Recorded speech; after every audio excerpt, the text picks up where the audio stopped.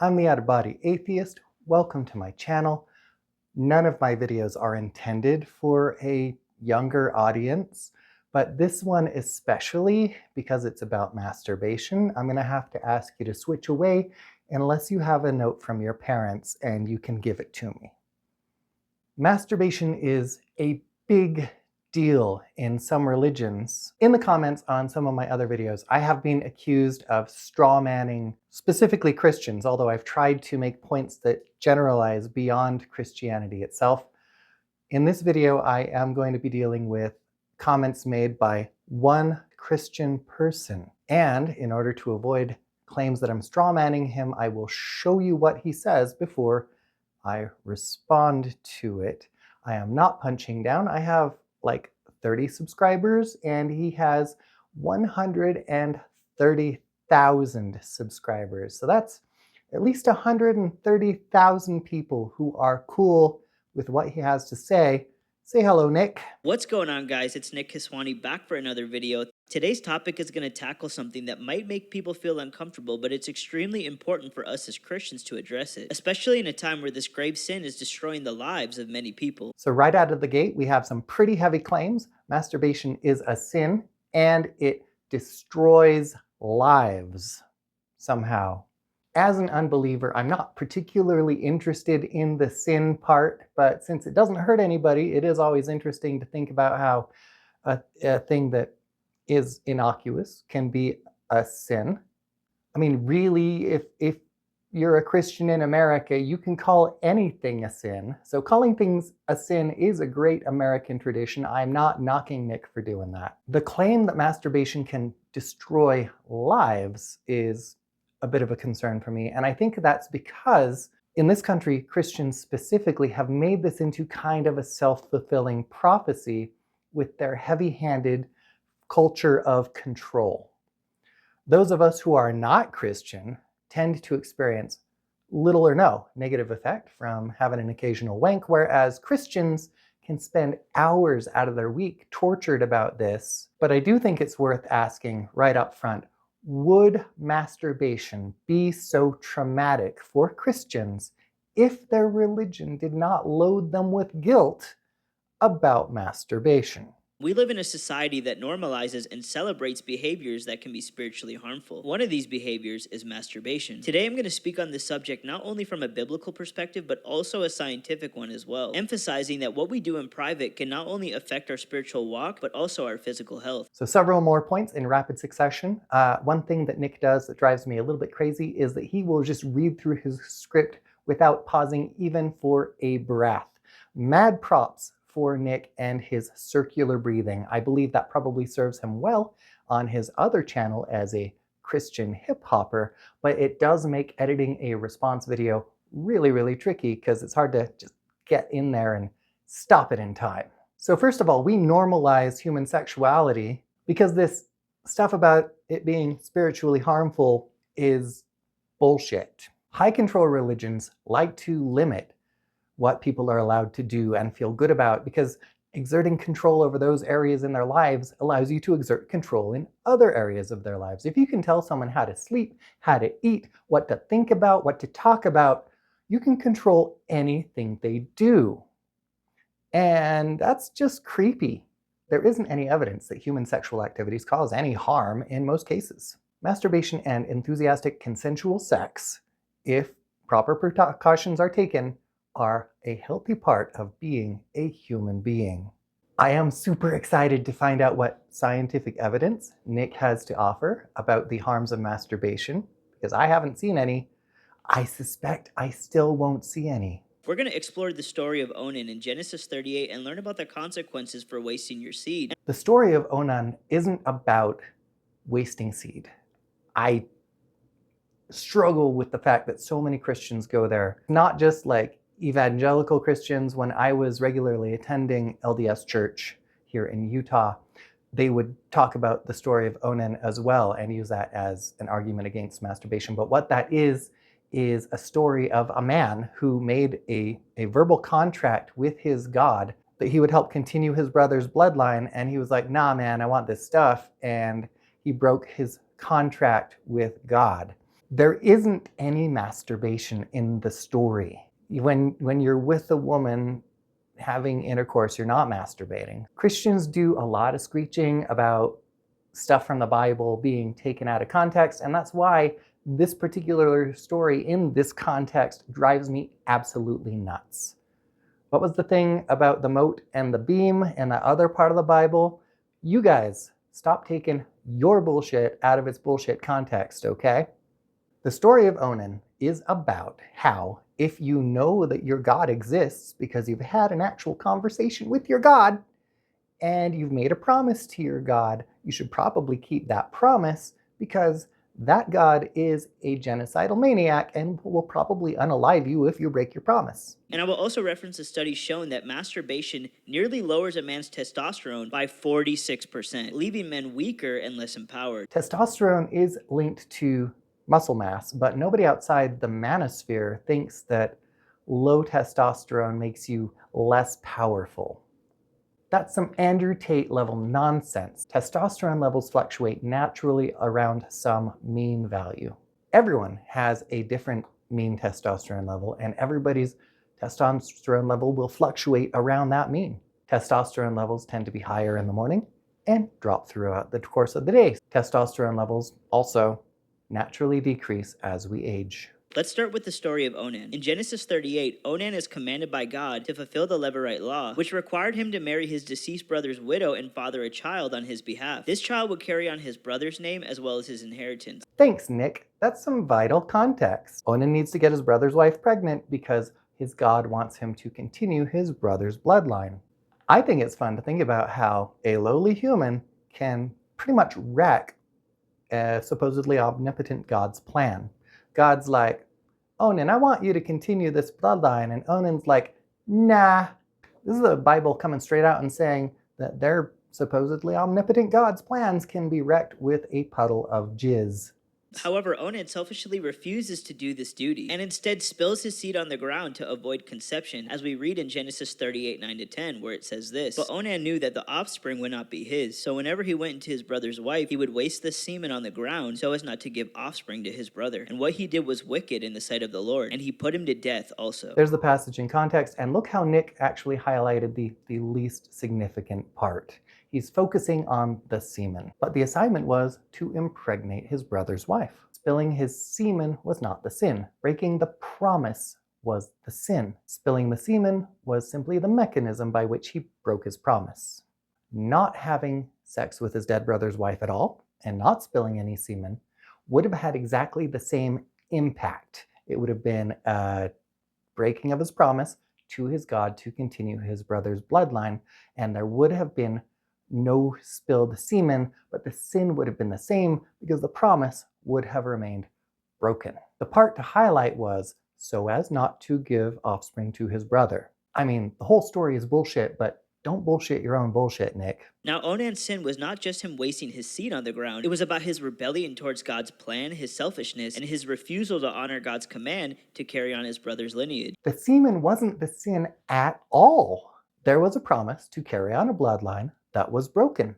The mechanism by which that promise was broken is immaterial to the breaking of the promise. The only good thing that ever came out of this biblical farce was the invention of cornflakes. In Onan's case, he was wasting his seed for selfish purposes rather than using it for its intended purpose, to bring life and honor God's design for family and reproduction. So here's some more of that high control bullshit. It doesn't even make sense. If spilling semen is only for family and reproduction, then logically men should not be sleeping with their postmenopausal wives.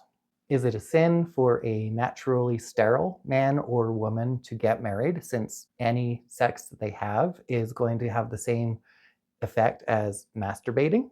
And even beyond that, if sex is God's plan for procreation, why is it that most of the time sex does not result in procreation?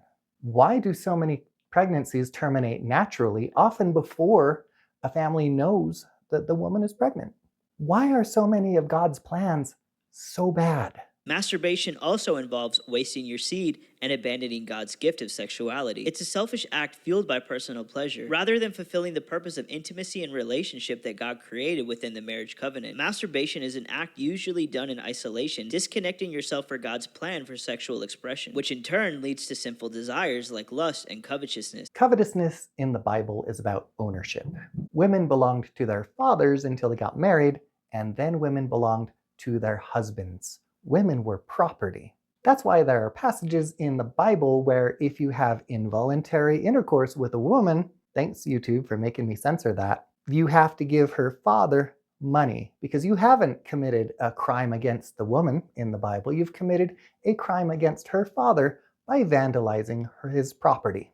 That's why we have that commandment that lumps coveting women in with a bunch of other property like houses and asses and slaves. They're all property that you are coveting. There's also another iteration of high control thought. Sex isn't for our pleasure, it's for God's pleasure.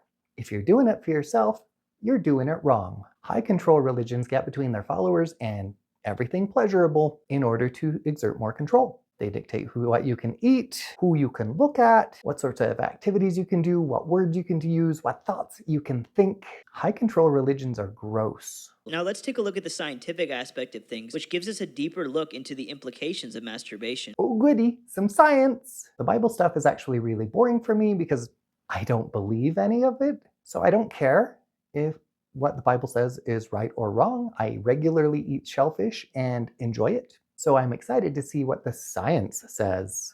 A study published in the Journal of Urology in 2003, accessible on PubMed, examined the effects of masturbation on testosterone levels. This study found that testosterone levels decreased by 45.7% following ejaculation, and it took 7 full days for these levels to return to baseline.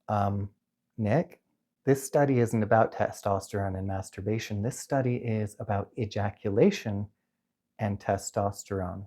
Did you know that men also ejaculate during sex, Nick? Did you know that testosterone also bottoms out after sex? Nick, you know that thing that you're saying God wants us to do? Please tell me this isn't the science you're going to try to use against masturbation, Nick. That would be so sad for you.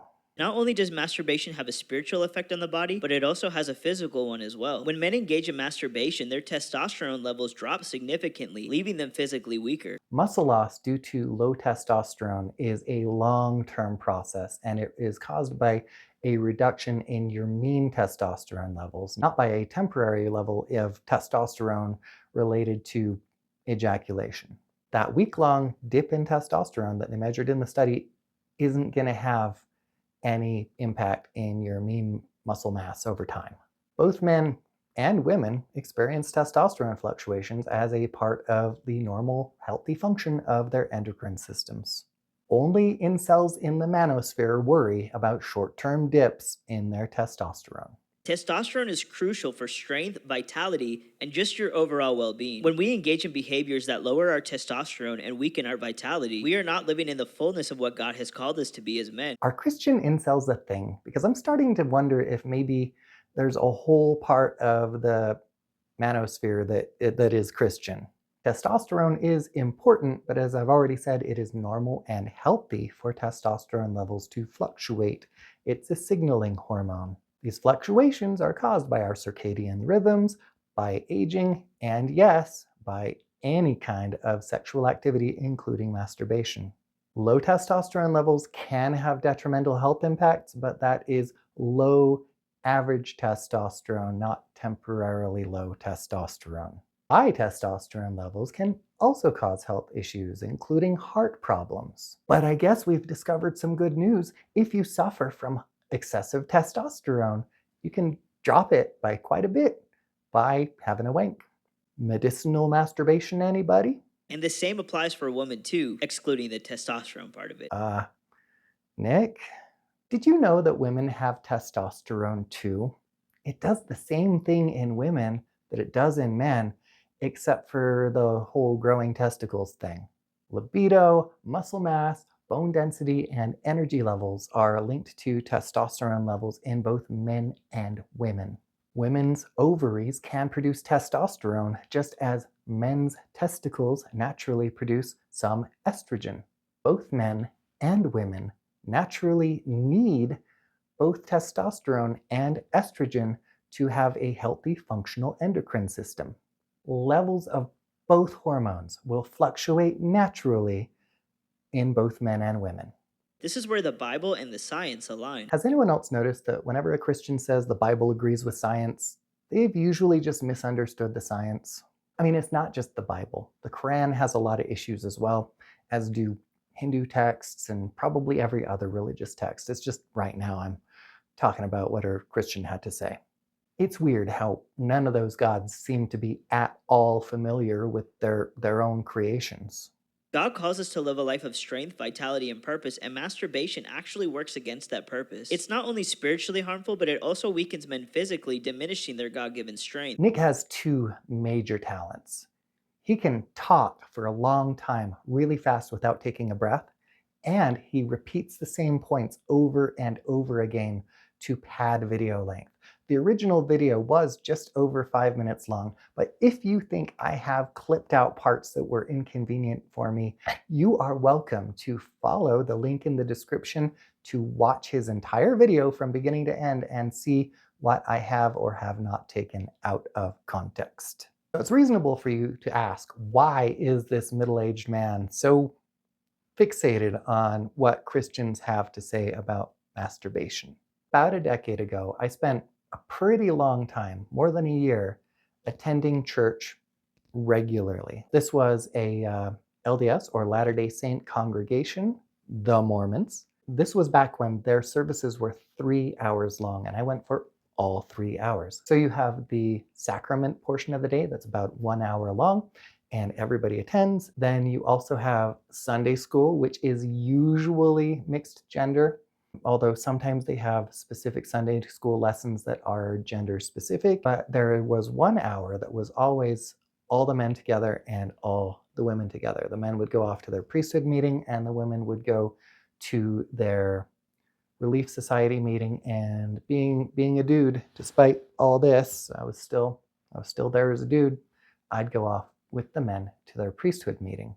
And during these segregated parts of the church service, almost every single Sunday, we would spend a good 10 or 15-minute chunk of our males off together time with one or more of the young men in the group sobbing and shaking because they had a wank. And I could tell that they're just carrying this guilt with them all the time because they're doing this perfectly natural behavior. And that's why this hang up on masturbation bothers me, because I see harm from it. I think there are ways that many religions take this healthy behavior and make it harmful by pathologizing it. You're sick if you do it at all. You're evil or dark or sinful if you do it at all. And because you immediately have that guilt just from having a wank, that takes us into the same experience that the rest of us would have to be addicted to have. It becomes this moral burden that you're carrying and the source of self-loathing. And I've also seen it pathologize the whole rest of a person's relationship life and sex life, because they're like, I'm sinful, I carry this dark, terrible secret, and it comes between husbands and their wives, and it comes between husbands and their families, and it doesn't have to. It's only doing that because their congregations, their denominations are making an excessively big deal out of it. And I'm not okay with that because I don't like it when other people hurt. That's why I'm fixated on it and why I wish this particular cultural thing would just go the hell away. I've been the out-of-body atheist. Don't let anyone tell you what you should do with your own body. Controlling yourself means taking control of yourself, not handing control of yourself over to some 2,000-year-old superstition or some religious leader.